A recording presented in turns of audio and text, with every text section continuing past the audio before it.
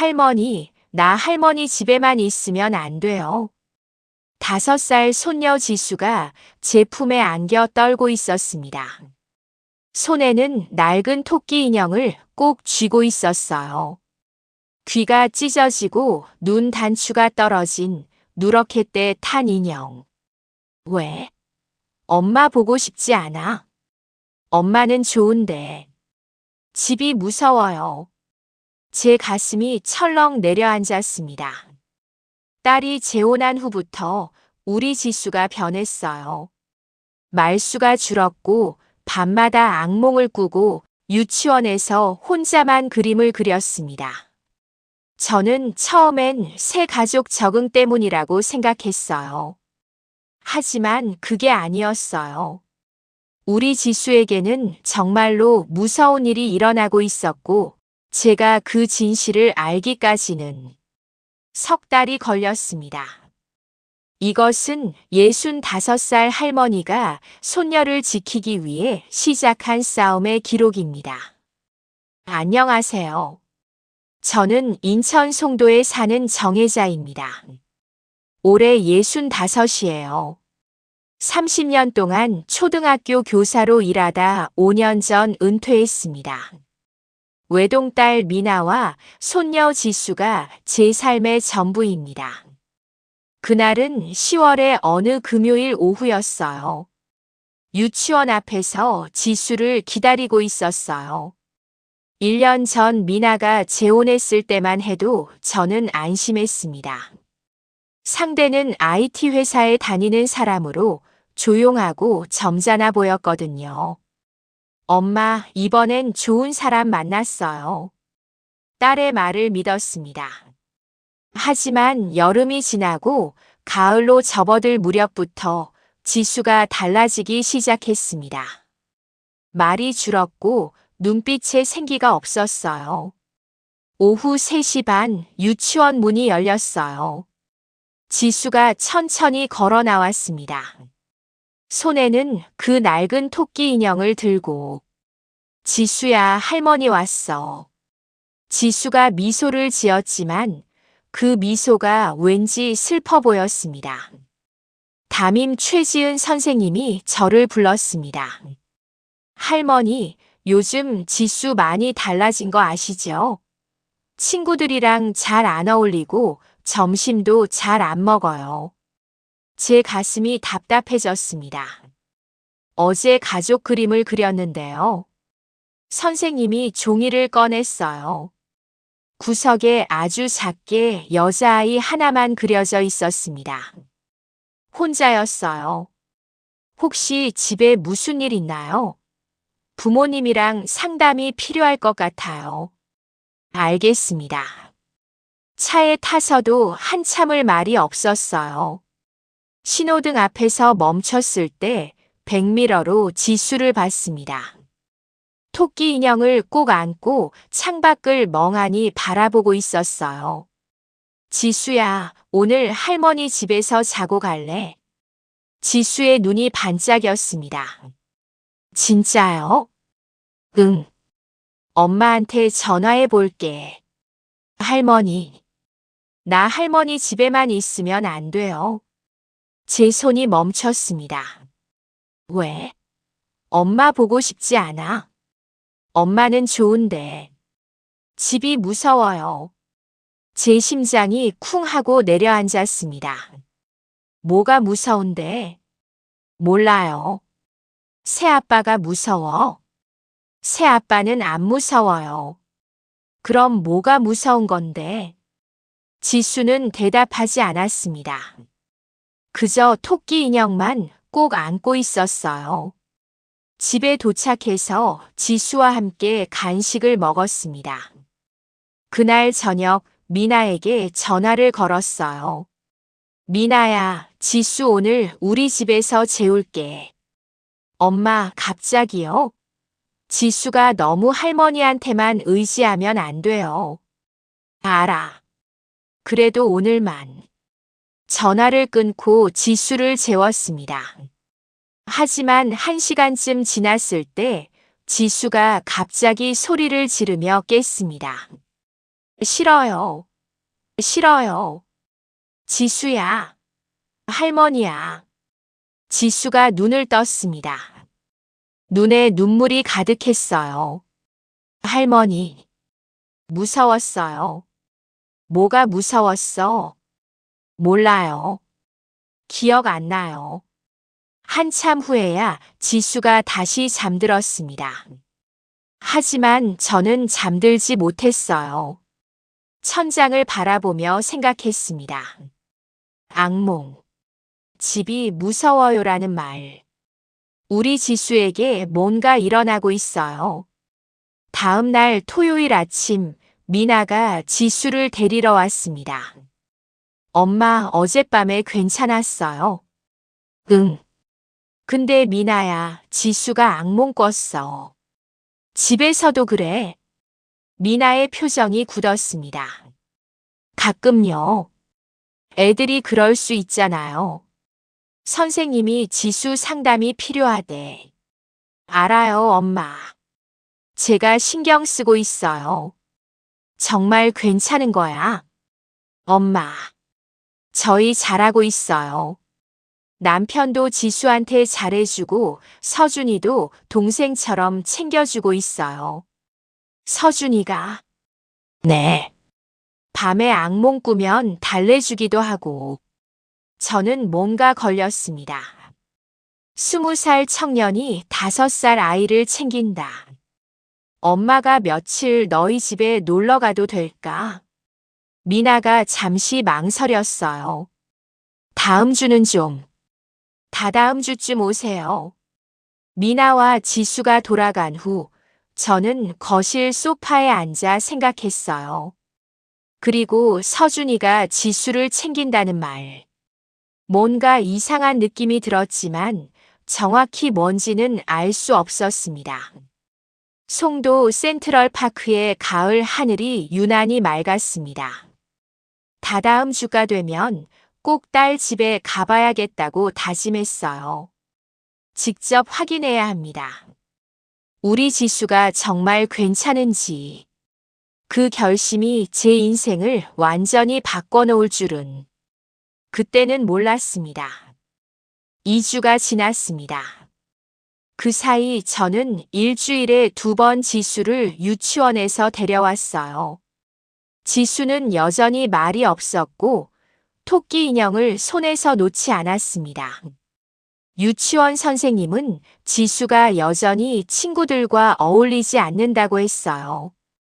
그러던 어느 토요일 아침 미나에게서 전화가 왔습니다.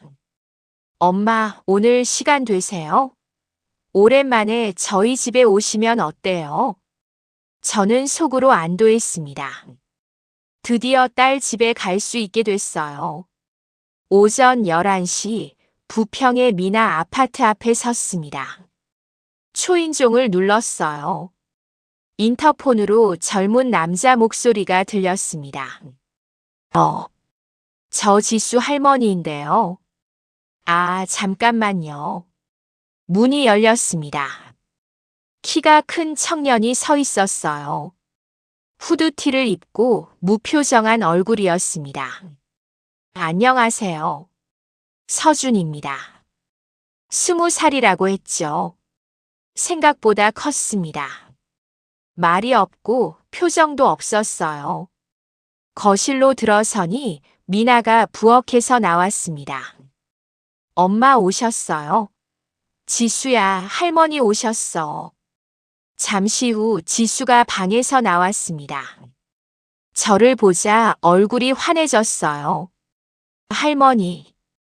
저는 지수를 안아 올렸습니다. 그때 제 눈에 뭔가 보였어요. 지수의 팔에 멍이 있었습니다. 작은 멍이었지만 분명했어요. 지수야, 이거 뭐야? 저는 지수의 팔을 살짝 잡았습니다. 지수가 움찔했어요. 아파? 조금요. 미나가 다가왔습니다. 아, 그거요. 어제 계단에서 넘어졌대요. 제가 약 발라줬어요. 미나는 태연하게 말했습니다. 저는 지수를 내려놓고 팔을 자세히 봤어요. 멍은 손가락 자국처럼 보였습니다. 계단에서 넘어져서 생긴 것 같지 않았어요. 30년 동안 교단에 서면서 이런 멍을 수도 없이 봤어. 이건. 하지만 딸 앞에서 더 추궁할 수는 없었습니다. 그래, 조심해야지. 우리 지수 아프면 안 되는데. 거실 소파에 앉았습니다. 서준은 식탁에 앉아 노트북을 하고 있었어요. 저를 쳐다보지도 않았습니다. 서준아, 할머니 오셨는데 인사드려야지. 미나가 말했습니다. 아, 네. 안녕하세요. 학교는 안 가니? 휴학 중이에요. 휴학? 왜? 진로 고민하고 있어서요. 서준의 대답은 짧았습니다. 더 이상 말을 이어가지 않았어요. 저는 뭔가 어색함을 느꼈습니다. 20살 청년이 집에만 있다는 게. 점심을 먹었습니다. 미나가 만든 된장찌개와 불고기였어요. 사위 태우는 회사에 나갔다고 했습니다. 토요일에도 일이 있다고요. 식탁에는 저, 미나, 지수, 그리고 서준이 앉아 있었어요. 미나가 지수에게 반찬을 떠주며 말했습니다. 지수야, 고기 먹어. 할머니 오셨는데 잘 먹어야지. 응. 미나의 얼굴에 피곤한 기색이 역력했습니다. 눈 밑에 다크서클이 깊었어요. 미나야, 요즘 많이 힘들어 보이는구나. 회사 일이 좀 많아서요. 그래도 괜찮아요, 엄마. 미나가 애써 웃었습니다. 서준은 말없이 밥만 먹었습니다. 지수는 밥을 거의 먹지 않았어요. 지수야, 왜 안 먹어? 미나가 물었습니다. 배 안 고파요. 지수는 토끼 인형을 무릎에 올려놓고 있었어요. 식사 중에도요. 지수야, 밥 먹을 때는 인형 놓고 먹어야지. 제가 말했습니다. 싫어요. 토끼가 무서워해요. 뭐가 무서운데? 지수는 대답하지 않았습니다. 그 순간 저는 서준이 지수를 힐끗 쳐다보는 것을 봤습니다. 아주 짧은 순간이었지만 분명히 봤어요. 식사가 끝나고 미나가 말했어요. 엄마, 오늘 지수 데려가실 거예요? 그럼 저녁 때까지 데리고 계세요. 제가 저녁에 데리러 갈게요. 그래, 알았어. 저는 지수 손을 잡고 일어섰습니다. 지수 방에 가서 옷을 챙기는데 문득 복도에서 인기척이 들렸습니다. 뒤를 돌아보니 서준이 서 있었어요. 말없이 지수 방 문 앞에. 뭐 도와드릴까요? 아니, 괜찮아. 서준은 고개를 끄덕이고 자기 방으로 들어갔습니다. 저는 등골이 오싹했습니다. 왜 지수 방 앞에 저렇게 서 있었던 거지? 집으로 돌아오는 차 안에서 저는 지수에게 물었습니다. 지수야, 할머니가 물어볼게. 응. 서준 오빠가 지수한테 잘해줘. 지수가 고개를 끄덕였어요. 잘해줘요. 그럼 왜 아까 무서워했어? 무서워한 게 아니에요. 그럼. 지수가 입술을 깨물었습니다. 오빠한테 말하면 안 돼요. 제 심장이 쿵 내려앉았습니다. 뭘 말하면 안 돼? 몰라요. 그냥 말하면 안 돼요. 누가 그래? 엄마가?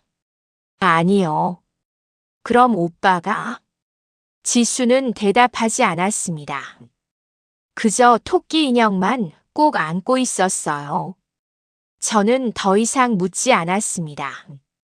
하지만 온몸에 소름이 돋았습니다. 오빠한테 말하면 안 돼요. 설마 20살 청년이 5살 아이에게. 제 손은 핸들을 잡은 채 떨리고 있었습니다. 집에 도착해서 지수와 함께 시간을 보냈습니다. 저녁 7시쯤 미나가 지수를 데리러 왔어요. 미나와 지수가 돌아간 후 저는 소파에 앉아 휴대폰을 꺼냈습니다. 지수 옷을 챙기면서 저도 모르게 찍어둔 멍 사진을 봤어요. 손가락 자국처럼 보이는 멍. 증거를 남겨둬야 해. 혹시 모르니까. 저는 인터넷을 검색했습니다. 아동 학대 징후. 한글이 눈에 들어왔습니다. 아이가 특정 인물에 대해 말하기를 꺼린다면 그 인물과의 관계를 주의 깊게 살펴야 합니다. 오빠한테 말하면 안 돼요. 그 말이 머릿속에서 울렸어요. 바로 그때 딸 미나에게서 문자가 왔습니다. 엄마, 오늘 고마웠어요. 지수 지금 잠들었어요. 저는 망설이다가 조심스럽게 답장을 보냈습니다. 미나야, 혹시 서준이가 지수 불편하게 하는 것 같지는 않니? 1분도 안 돼 답이 왔습니다. 엄마, 갑자기 무슨 소리예요? 서준이 착한 애예요. 오히려 지수 잘 챙겨줘요. 걱정 마세요. 착한 애라고? 잘 챙긴다고? 저는 휴대폰을 내려놓고 창밖을 바라봤습니다. 밤이 깊어갔습니다. 그날 밤 잠들기 전에 저는 결심했습니다. 며칠 뒤 평일 낮에 아무도 모르게 다시 그 집을 찾아가기로. 미나와 태우는 회사에 있을 시간. 그 20살 청년이 집에 혼자 있을 시간. 그리고 우리 지수가 유치원에 가지 않고 집에 있게 된다면 그때 그 집에서 무슨 일이 벌어지는지 제 2눈으로 똑똑히 확인하기로. 다음 날은 일요일이었습니다. 오후에 산책을 나갔다가 돌아오는 길에 휴대폰이 울렸습니다. 유치원 최지은 선생님이었습니다. 할머니, 혹시 지금 통화 괜찮으세요? 네, 선생님. 무슨 일이세요? 선생님의 목소리가 조심스러웠습니다. 금요일에 지수가 화장실에서 옷 갈아입는 걸 너무 싫어했어요. 제가 도와주려고 했는데 울면서 거부하더라고요. 제 손이 차갑게 식었습니다. 그리고 이렇게 말씀드리기 조심스럽지만 선생님이 한숨을 쉬었습니다. 등에도 멍 같은 게 보이는 것 같았어요. 확실하진 않지만 할머니께 말씀드려야 할 것 같아서요. 그 순간 저는 더 이상 기다릴 수 없다는 것을 깨달았습니다. 화요일 오후였습니다. 저는 딸의 아파트 앞에 차를 세웠어요. 미리 전화하지 않았습니다. 예고 없이 가야 진짜 모습을 볼 수 있을 테니까요. 오후 2시. 미나는 회사에 있을 거예요. 사위 태우도요. 집에는 서준이만 있겠죠. 그리고 우리 지수. 아침에 미나한테 문자가 왔었거든요. 엄마, 지수가 열이 조금 있어서 유치원 안 보냈어요. 서준이가 집에서 봐줄 거예요. 지수와 서준 단둘이. 안 됩니다. 제가 가봐야 해요. 저는 가방에서 열쇠를 꺼냈습니다. 미나가 준 비상 열쇠였죠. 조용히 열쇠를 돌렸습니다. 문이 열렸어요. 집안은 이상할 정도로 조용했습니다. 저는 숨을 죽이고 복도를 걸었습니다. 그때 복도 끝 지수방에서 작은 소리가 들렸습니다. 흐느끼는 소리. 방문이 살짝 열려 있었습니다. 저는 그 틈으로 안을 들여다봤습니다. 방 안에는 서준이가 서 있었습니다. 창가 쪽 구석에는 지수가 토끼 인형을 꼭 끌어안고 겁에 질린 채 서 있었어요. 땀에 젖어 있었습니다. 열 때문이겠죠. 서준의 손에는 지수의 새 잠옷이 들려 있었습니다. 지수야, 엄마 오기 전에 옷 갈아입어야지. 서준의 목소리는 낮고 조심스러웠습니다. 땀 젖은 옷 입고 있으면 안 좋아. 혼자 할 수 있지. 내가 밖에 나가 있을게. 싫어요. 가지 마요. 지수의 목소리가 파르르 떨렸습니다. 괜찮아. 나 밖에 있을게. 혼자 갈아입고 나한테 말해. 서준이 문 쪽으로 걸어오려 했습니다. 그 순간 지수가 울음을 터뜨렸습니다. 싫어요. 말 안 할게요. 제발. 제발요. 말을 안 한다고. 지수야, 괜찮아. 내가 잘못했어요. 다시는 안 그럴게요. 제발 나가주세요. 지수가 바닥에 주저앉아 울기 시작했습니다. 저는 그 순간 문을 박차고 들어가려 했습니다. 하지만 서준이 한숨을 쉬더니 잠옷을 침대에 살짝 놓고 말했습니다. 알았어. 혼자 갈아입어. 천천히 해도 돼. 나 밖에 있을게. 서준은 조용히 방문을 닫고 나갔습니다. 저는 재빨리 화장실로 몸을 숨겼어요. 서준이 거실로 가서 소파에 앉더니 노트북을 펼치고 태연하게 키보드를 두드리기 시작했습니다. 도대체 무슨 일이 벌어지고 있는 걸까요? 저 녀석이 지수한테 대체 뭘 한 거지? 왜 지수는 저렇게 겁에 질려서 말 안 할게요라고 하는 거야? 저는 조용히 집을 빠져나왔습니다. 차로 돌아와 앉았습니다. 손이 떨려서 시동도 걸지 못했어요. 저는 차 안에서 기다렸습니다. 오후 4시 미나가 퇴근해서 들어갔어요. 오후 6시 사위 태우도 돌아왔습니다. 오후 8시가 넘었습니다. 어두워졌어요. 그때 아파트 현관에서 서준이가 나왔습니다. 후드티를 입고 급한 걸음으로요. 저는 차에서 내려 뒤를 쫓았습니다. 서준이는 편의점으로 들어갔습니다. 저는 유리창 너머로 지켜봤어요. 서준이 계산대로 가더니 작은 물건을 샀습니다. 나올 때 손에 든 건 작은 플라스틱 통이었어요. 저게 뭐지? 가슴이 철렁했습니다. 서준은 다시 걸었어요. 5분쯤 걸었을까요? 24시간 PC방 앞에 섰습니다. 그리고 안으로 들어갔어요. 저는 PC방 유리창 가까이 다가갔습니다. 서준이 구석 자리에 앉아 자기 노트북을 펼쳤어요. 그리고 방금 산 그 작은 통을 노트북에 꽂았습니다. 서준의 손이 빠르게 움직였습니다. 뭔가를 옮기는 것 같았어요. 무슨 파일이지? 왜 집에서 하지 않고 이렇게 밤에 밖에 나와서? 저는 식은땀이 났습니다. TV 뉴스에서 봤던 끔찍한 일들이 머릿속을 스쳤습니다. 설마 우리 지수 사진을 낮에 지수한테 혼자 갈아입어라고 했던 게 혹시 그 틈을 노려서 그런 끔찍한 것들을 저 작은 통에 담아서 숨기는 건가? 손이 덜덜 떨렸습니다.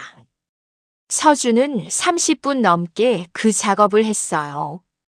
계속 화면을 보고 뭔가를 옮기고 그러다 갑자기 고개를 들더니 창밖을 봤어요. 저와 눈이 마주칠 뻔했습니다. 저는 재빨리 몸을 숨겼어요. 잠시 후 조심스럽게 다시 봤습니다. 서준은 여전히 노트북을 보고 있었어요.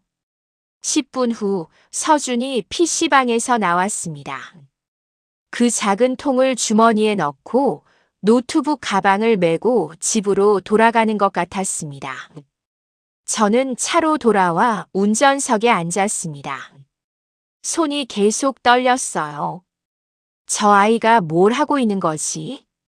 집에서 하면 되는데 왜 굳이 밤에 밖에 나와서? 한 가지 답밖에 떠오르지 않았습니다. 들키면 안 되는 일이니까. 가족들이 알면 안 되는 일이니까. 저는 집으로 돌아왔습니다. 어둠 속에서 소파에 앉아 생각했습니다. 우리 지수를 지키려면 증거가 필요해. 그때 휴대폰이 울렸습니다. 밤 10시가 넘은 시간, 딸 미나였습니다. 엄마 주무세요? 아니, 아직. 다름이 아니라. 이번 주 금요일에 지수 좀 봐주실 수 있어요? 남편이랑 회사 모임이 있어서요. 순간 제 머릿속에 번개가 쳤습니다. 금요일, 미나와 사위가 집을 비운다고? 그럼 지수가 우리 집에 오겠구나. 엄마? 듣고 계세요? 그래. 금요일. 좋아. 내가 봐줄게. 감사해요. 그럼 제가 아침에 지수 데려다 줄게요. 전화를 끊고 저는 주먹을 꽉 쥐었습니다. 금요일. 드디어 지수가 저 녀석이 없는 안전한 우리 집에 옵니다. 저는 결심했습니다. 금요일에 지수가 오면 그 집에서 무슨 일이 있었는지 하나도 빠짐없이 전부 들을 거야. 드디어 금요일 약속의 날이 되었습니다. 저는 아침부터 지수를 맞이할 준비를 했습니다. 그런데 점심시간이 지났을 무렵 휴대폰이 울렸습니다. 딸 미나였습니다. 엄마, 저 미나예요. 미나야. 출발했어. 그게 아니라요, 엄마.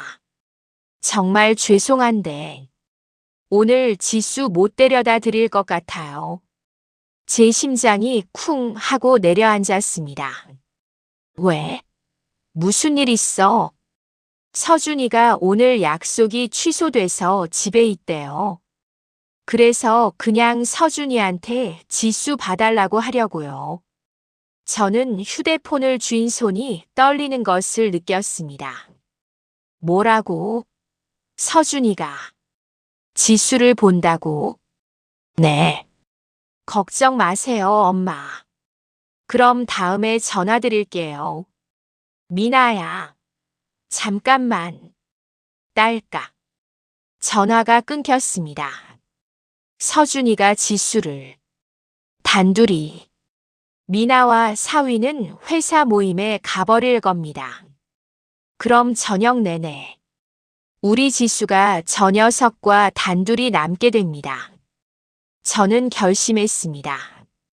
내가 가야 해. 지금 당장. 저는 외투를 걸치고 차키를 집어들었습니다. 차를 몰아 딸의 아파트로 향했습니다. 저녁 7시 반. 주차장에 차를 세우고 1층 공동 현관으로 들어갔습니다.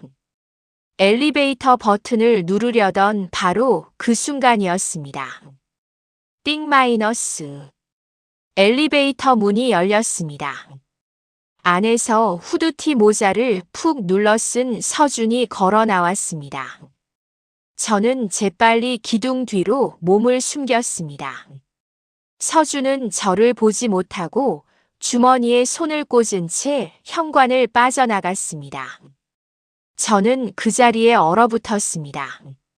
서준이가 나왔어. 그럼 지금 집에는 지수가 혼자 있어. 당장 12층으로 뛰어 올라가야 했습니다. 그런데 유유히 걸어가는 서준의 뒷모습. 저 녀석이 또 어디 가는 걸까? 저는 미친 듯이 고민했습니다. 지수한테 가야 해. 아이가 혼자 무서워하고 있을 거야. 하지만 저 녀석을 놓치면 증거를 영영 못 잡을 수도 있어. 저는 입술을 깨물었습니다. 10분만. 지수야, 할머니가 미안해. 저는 서준의 뒤를 밟기 시작했습니다. 서준은 공원을 지나 길 건너편 동으로 걸어갔습니다. 맞은편 동 공동 현관으로 들어가 엘리베이터를 탔어요. 저는 재빨리 몸을 밀어 넣었습니다. 서준은 모자를 푹 눌러 쓴 채 저를 힐끗 쳐다봤지만 알아보지 못했습니다. 띵! 엘리베이터가 12층에 섰습니다. 서준이 내렸습니다. 서준은 복도를 걷더니 비상계단 문을 열고 안으로 들어갔습니다. 비상계단. 저기서 뭘? 저는 가슴이 터질 듯한 것을 느끼며 조심스럽게 따라갔습니다. 비상계단 문을 살짝 열었어요. 안은 어두웠습니다. 그 어둠 속에 서준이 서 있었습니다. 비상계단 창문 앞에. 그리고 휴대폰을 꺼내 창문 너머를 향해 들었습니다. 저는 그 아이의 어깨 너머로 시선을 옮겼습니다. 비상계단 창문 너머로 아파트 단지 사이의 빈 공간을 가로질러 정확히 맞은편 1204호. 바로 우리 딸의 집 거실이 보였습니다. 커튼이 완전히 처지지 않은 창문 틈으로 거실이 환하게 보였어요. 거실에는 회사 모임에 갔다던 내 딸 미나가 있었습니다. 잠옷 차림으로요. 그 앞에는 우리 지수가 토끼 인형을 든 채 울고 있었습니다. 내가 잘못 생각했어. 지수는 혼자가 아니었어. 미나가 모임에 안 간 거였어. 그런데 미나의 상태가 이상했습니다. 미나는 거실을 뱅뱅 돌며 서성였습니다. 손에는 지수가 그린 그림 몇 장을 들고 있었어요. 이게 뭐야? 이게 그림이야. 소리는 들리지 않았지만 미나의 입이 그렇게 움직였습니다. 미나가 갑자기 손에 든 그림을 갈갈이 찢어 바닥에 내동댕이 쳤습니다. 지수가 울음을 터뜨리며 바닥에 떨어진 그림 조각을 주우려 했습니다. 만지지 마. 미나가 날카롭게 소리치는 것 같았습니다. 미나는 자기 머리를 쥐어뜯으며 거실을 서성였습니다. 히스테릭한, 제가 단 한 번도 본 적 없는 모습이었습니다. 너 때문에, 다 너 때문에.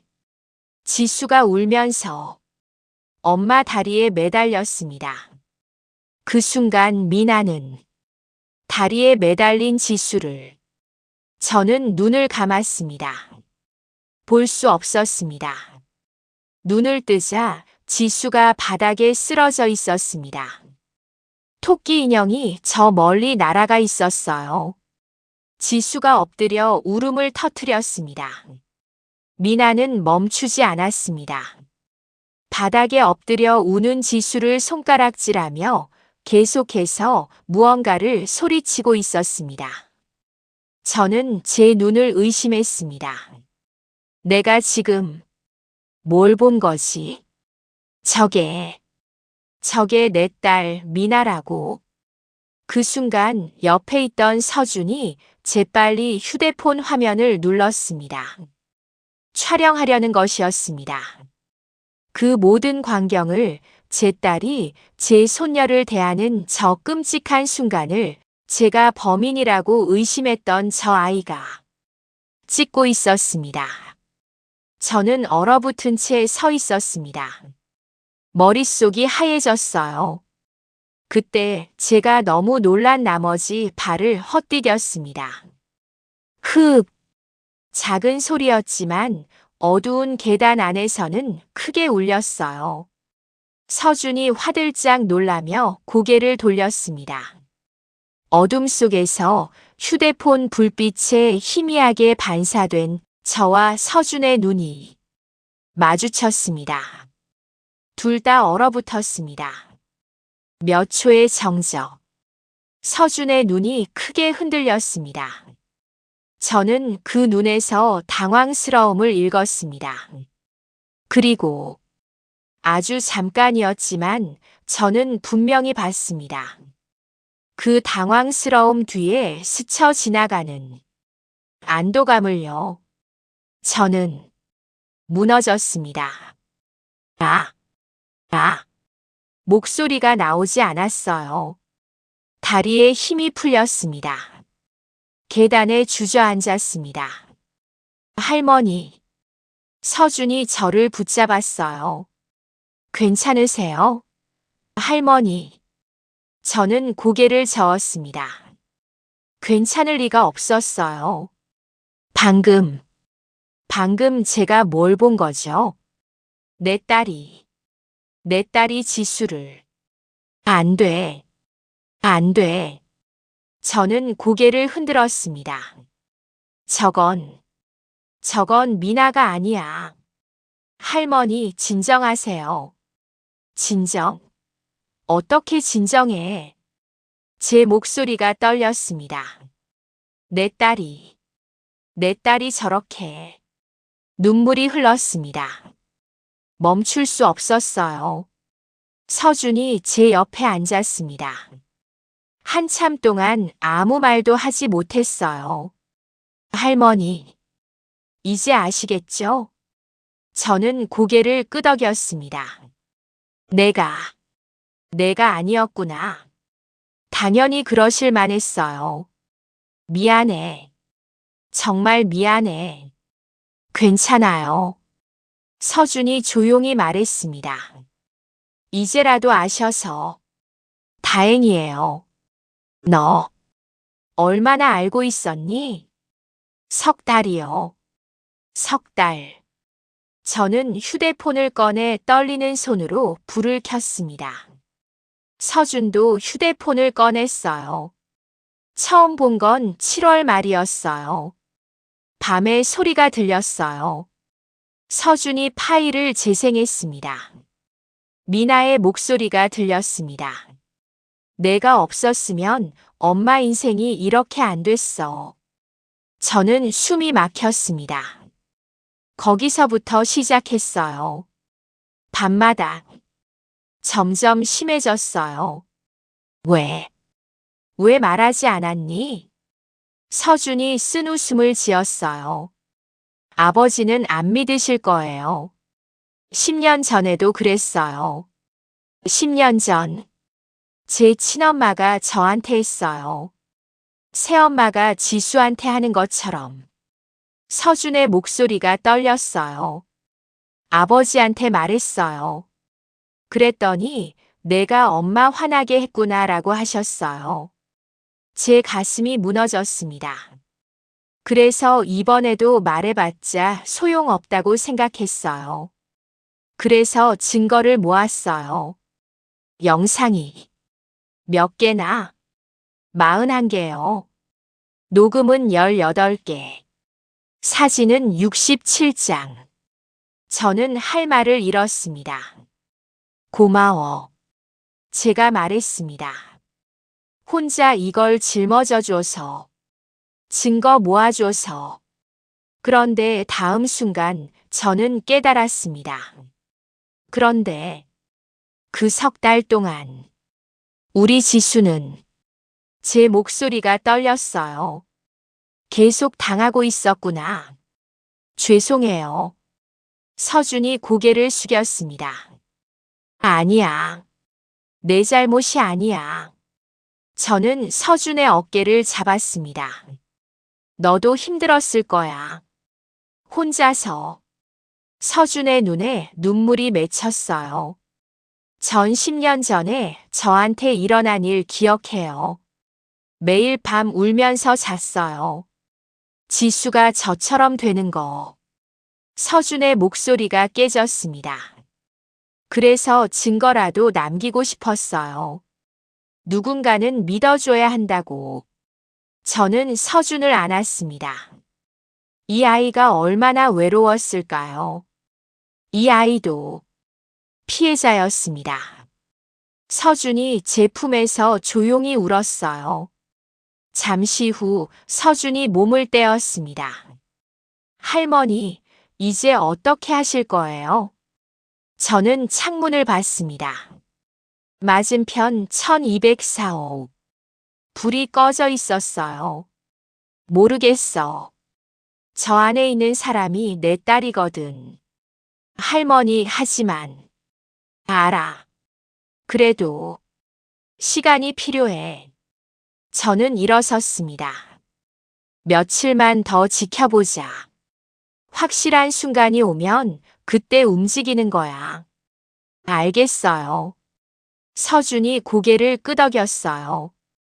하지만 표정이 어두웠습니다. 서준아, 전화번호 줄게. 뭔가 급한 일 있으면 바로 연락해. 네. 우리는 전화번호를 교환했습니다. 들키면 안 돼. 조심해. 할머니도요. 비상계단을 내려갔습니다. 1층에 도착해 밖으로 나갔어요. 할머니, 정말 괜찮으실 거예요? 며칠 더 기다리는 거. 저는 대답하지 못했습니다. 모르겠어.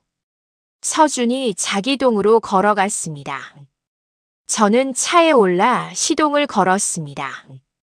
하지만 바로 출발하지 못했어요. 핸들을 잡은 채 한참을 앉아 있었습니다. 미나야. 왜? 눈물이 흘렀습니다. 집으로 가는 길 머릿속이 복잡했습니다. 집에 도착했습니다. 텅 빈 집. 저는 거실 불도 켜지 않고 소파에 앉았어요. 이대로 괜찮은 걸까? 시간이 얼마나 지났을까요? 휴대폰이 울렸습니다. 서준이었습니다. 여보세요? 할머니. 서준의 목소리가 떨렸어요. 왜? 무슨 일이야? 지금 또. 뭐? 새엄마가 지수한테. 지금 당장 가봐야 할 것 같아요. 제 심장이 철렁 내려앉았습니다. 알았어. 나도 간다. 저는 전화를 끊었습니다. 코트를 집어들고 뛰쳐나갔어요. 며칠 더 기다리겠다고. 무슨 소리야? 차에 올라 시동을 걸었습니다. 엑셀을 밟았어요. 딸의 아파트로. 우리 지수에게로. 제발 늦지 않게 해주세요. 차를 몰면서 저는 계속 휴대폰을 확인했습니다. 서준에게 전화를 걸었어요. 받지 않았습니다. 20분 만에 딸의 아파트에 도착했습니다. 1204호 앞. 문이 열려 있었습니다. 나와. 당장 나오라고. 안쪽 방에서 미나의 목소리가 들렸습니다. 싫어요. 지수의 울음소리. 미나야. 저는 지수 방으로 뛰어들어갔습니다. 미나가 침대 밑을 들여다보고 있었어요. 지수는 그 안에서 떨고 있었습니다. 지금 뭐 하는 거야? 저는 미나를 밀치고 지수를 끌어냈습니다. 할머니. 괜찮아. 할머니가 왔어. 저는 지수를 안고 거실로 나갔습니다. 사위가 영문을 모르겠다는 표정으로 서 있더군요. 자네, 당신 아내가 지수한테 뭘 하는지 알아요? 그게 무슨... 몰랐겠지. 10년 전에도 그랬으니까. 사위의 얼굴이 굳었습니다. 지수는 내가 데려갈게요. 미나가 나왔습니다. 엄마, 제 딸이에요. 너는 당장 병원 가서 상담받고 치료받아. 그게 먼저야. 저는 문을 열고 나갔습니다. 복도에 서준이 서 있었어요. 할머니, 지수는요? 괜찮아. 저는 차에 지수를 태우고 집으로 돌아왔습니다. 그날 밤 지수를 재운 후 저는 거실에서 무너졌습니다. 소리내서 울었어요. 한참 동안 휴대폰이 울렸습니다. 서준이었어요. 할머니, 괜찮으세요? 모르겠어. 나 지금 어떻게 해야 할지. 할머니, 우세요. 참지 마세요. 전화를 끊고 저는 밤새 잠들지 못했습니다. 2주가 지났습니다. 지수는 천천히 밝아졌어요. 악몽도 줄었습니다. 그러던 어느 날 미나에게서 전화가 왔습니다. 엄마, 지수 좀 만나게 해주세요. 제발요. 저는 고민했습니다. 내일 우리 집으로 와. 감사해요, 엄마. 다음 날 오후 초인종이 울렸습니다. 미나, 태우, 서준이 들어왔어요. 거실에 앉았습니다. 지수는 제 옆에 바짝 붙어 앉았어요. 지수야. 미나가 다가왔습니다. 엄마야. 보고 싶었어. 지수는 대답하지 않았습니다. 고개를 돌렸어요. 지수야, 엄마 봐줄래? 지수는 여전히 고개를 돌린 채였습니다. 미나의 얼굴이 굳었습니다. 지수야. 싫어요. 무서워요. 그 순간 미나의 얼굴이 변했습니다. 뭐가 무서워? 미나가 소리쳤어요. 미나야. 엄마가 얼마나 힘들었는지 알아. 미나가 떨리는 목소리로 말했습니다. 너 때문에 맞았어. 매일 밤. 미나야, 진정해. 못 진정해요. 미나가 지수를 가리켰습니다. 너만 없었으면 난. 미나야, 그만. 혼자 애 키우느라 얼마나 죽을 것 같았는데. 재혼에서도 계속 내 눈치만 봐야 했어. 미나의 목소리가 점점 커졌습니다. 회사에서도 애 때문에 눈치 보고 집에서도 애 때문에. 다 너 때문이야. 지수가 울기 시작했습니다. 다 이 애 때문에 내 인생이 이렇게 됐어. 그만해. 제가 소리쳤습니다. 서준이 벌떡 일어나 미나 앞을 막아섰습니다. 새엄마, 안 돼요.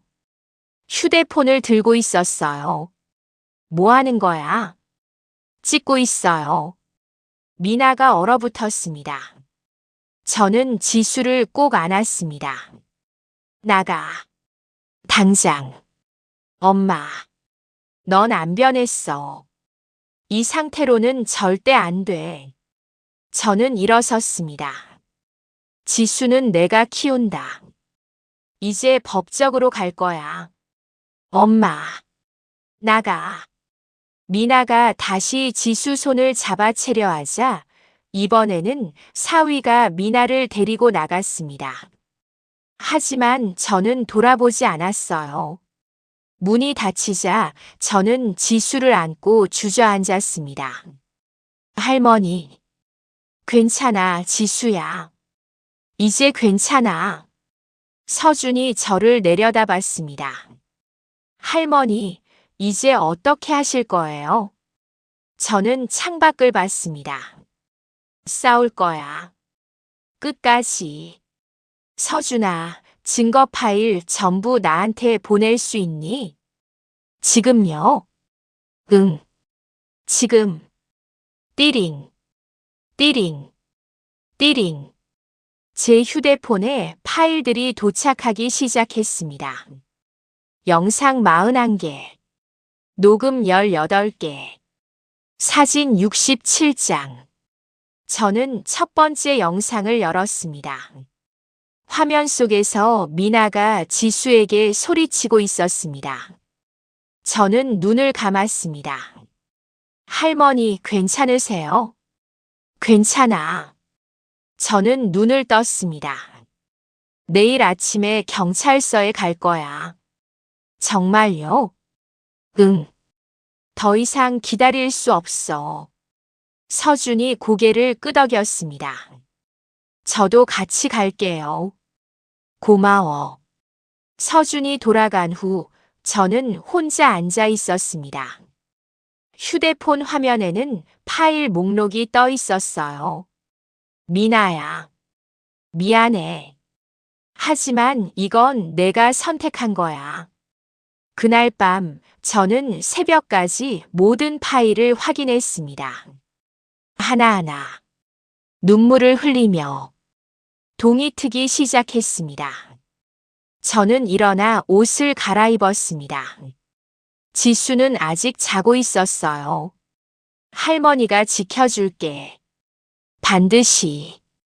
현관문을 나서며 저는 뒤돌아보지 않았습니다. 오전 9시.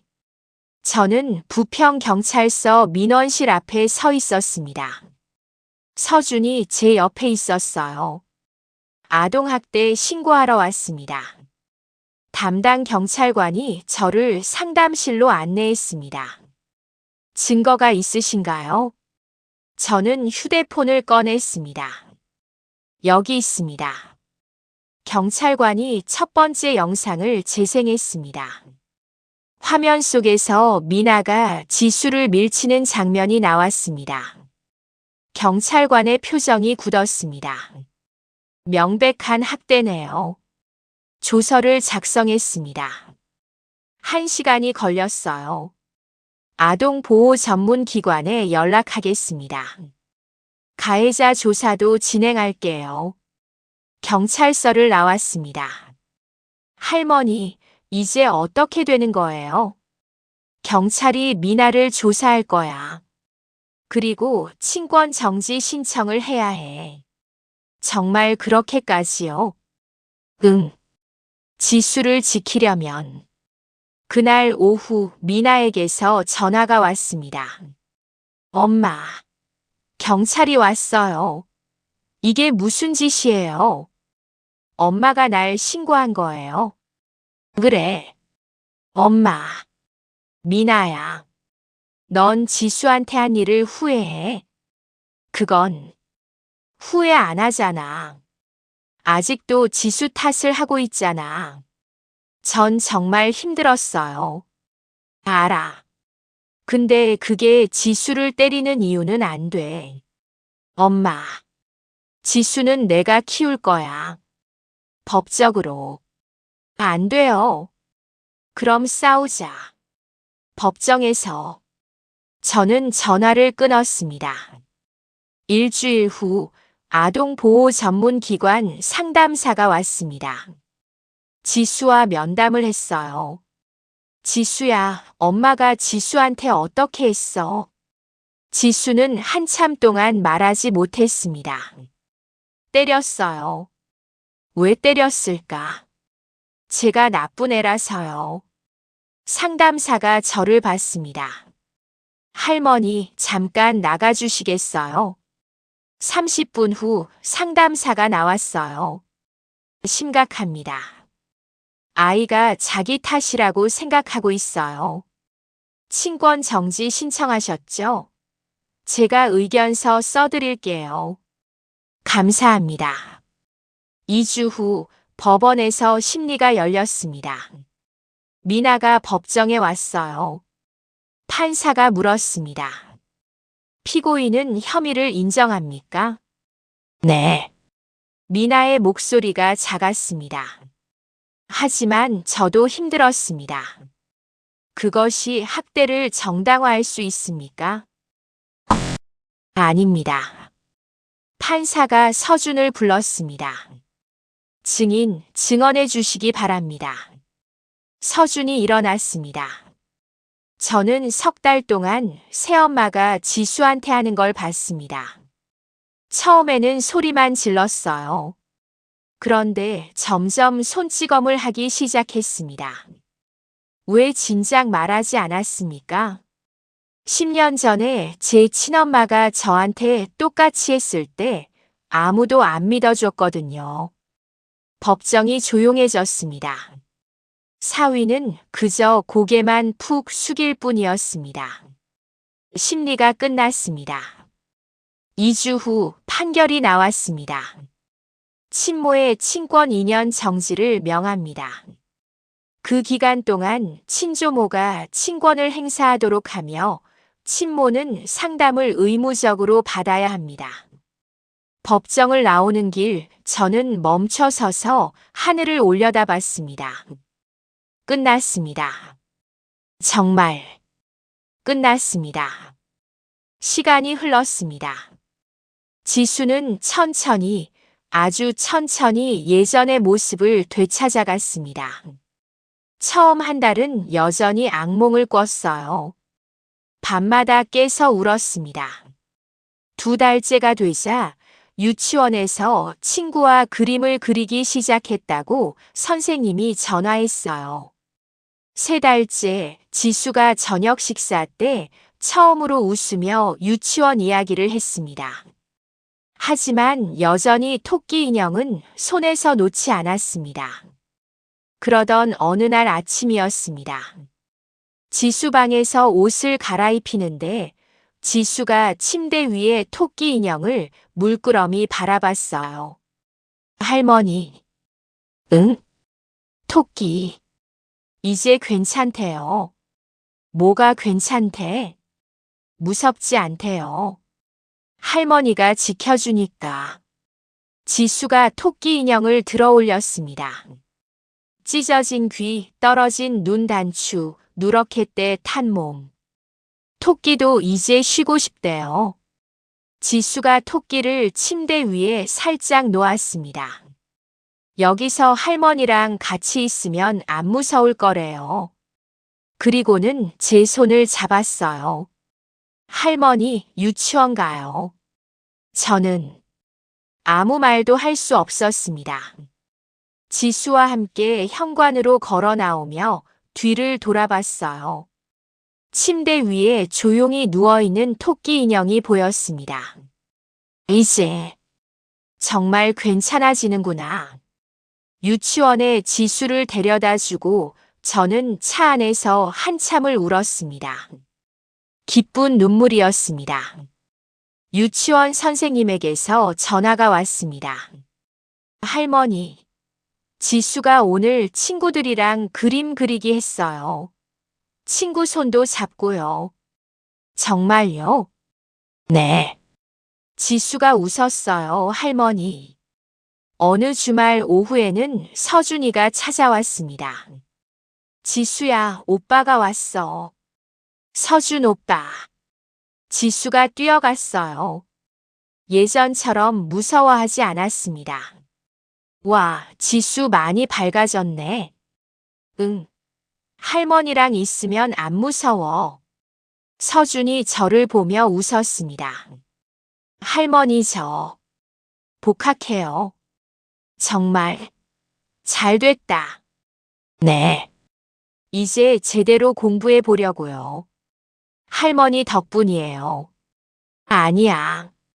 서준아, 너 덕분이야. 전 그냥 지수가 저처럼 안 됐으면 했어요. 저는 두 아이를 보며 고마웠습니다. 미나는 상담을 받고 있다고 들었습니다. 언젠가 내 딸도 나아질 날이 올까요? 모르겠습니다. 하지만 기다리지 않기로 했습니다. 지금은 지수가 안전하게, 행복하게 자라는 것이 먼저입니다. 어느 화창한 오후였습니다. 저는 지수를 데리러 유치원에 갔어요. 지수가 친구들과 웃으며 나왔습니다. 할머니. 그래, 우리 지수. 오늘 뭐 했어? 친구랑 놀았어요. 그리고 선생님이 칭찬해 주셨어요.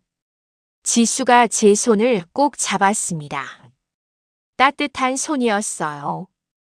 우리는 손을 잡고 집으로 걸어갔습니다. 오늘은 뭘 먹을까요? 지수가 좋아하는 떡볶이를 해줘야겠어요. 그리고 저녁엔 그림책을 읽어주고, 내일도 모레도 우리 지수가 이 세상에서 가장 행복한 아이로 자랄 수 있도록 그것이 제가 지켜야 할 것들이고 그게 할머니의 역할이니까요.